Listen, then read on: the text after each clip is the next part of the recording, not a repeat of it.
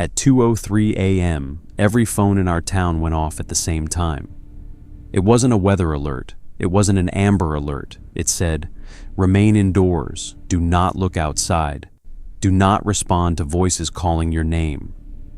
We thought it was a hack until we heard someone outside my house calling for me in my mother's voice. My mom died 3 years ago. Story. I live in a small town in northern Minnesota. Population barely 1,200. Nothing ever happens here, which is why the alert made no sense.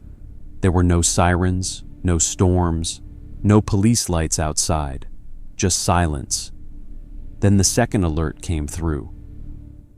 This is not a test. Keep your blinds closed.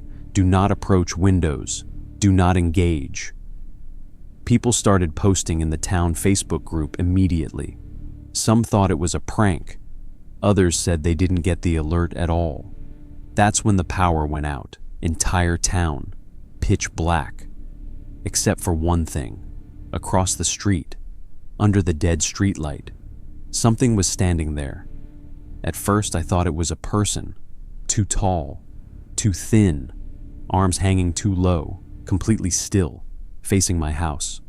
My phone buzzed again. No notification this time. Just a blank screen.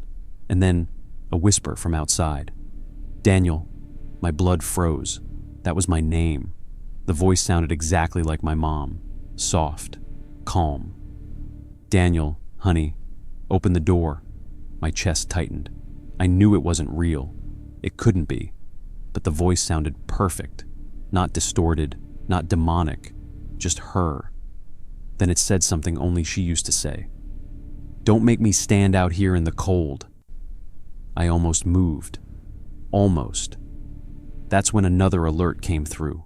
Battery at 9%. If you hear a familiar voice outside, it is not the person you know. My hands started shaking. The figure across the street tilted its head. Slowly. Too slowly. Like joints bending wrong. Then more shapes appeared. At other houses. Standing at doors. Under windows. Not moving. Just waiting. The town Facebook group exploded before phones started dying. People posting, "It's at my back porch. It sounds like my brother. It's asking to come inside." Then posts stopped. One by one. The voice outside my house changed tone. Less sweet. More impatient. "Daniel." Pause. "Open the door." The thing across the street took one step forward. The movement wasn't human. It was stiff, mechanical, like it was copying how walking works. Another step, then another. I backed away from the window, heart pounding so hard I could hear it. Then came the knocking. 3 slow knocks on my front door, perfectly spaced. I didn't breathe. "Daniel, I can't see you." The voice now sounded wrong, layered, like 2 people speaking slightly out of sync. Something scratched along the side of the house. Long, slow drag, then silence, for maybe 30 seconds. Then all at once, every house alarm in town started going off. Car alarms, security systems, sirens. The noise was deafening, and through it, screaming, real screaming, human. Then it stopped. Everything stopped. Complete silence again. After what felt like hours, power came back. Streetlights flickered on. Nothing outside, no figures, no damage, just empty streets. By morning, police were going door to door. 3 houses didn't answer. 1 front door was wide open. No signs of forced entry. No blood. No struggle. Just empty homes. The official explanation? System malfunction and mass hysteria. They said the alert was a test error. They said stress caused auditory hallucinations. But here's what they couldn't explain.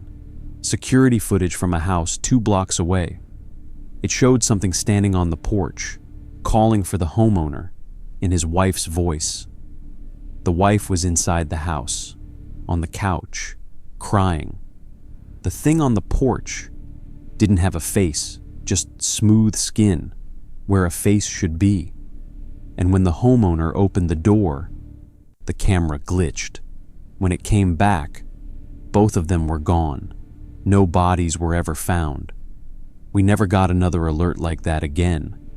But sometimes, late at night, my phone lights up for half a second. No notification, just a blank screen. And once, very quietly, I heard it again. Daniel, I don't live in that town anymore, but I still sleep with blackout curtains. Because if there's one thing I learned that night, if something that sounds like someone you love is asking to come inside, you don't open the door. If you received that alert, would you have looked? Subscribe for more true horror stories every week. And remember, if you hear your name outside at night, don't answer.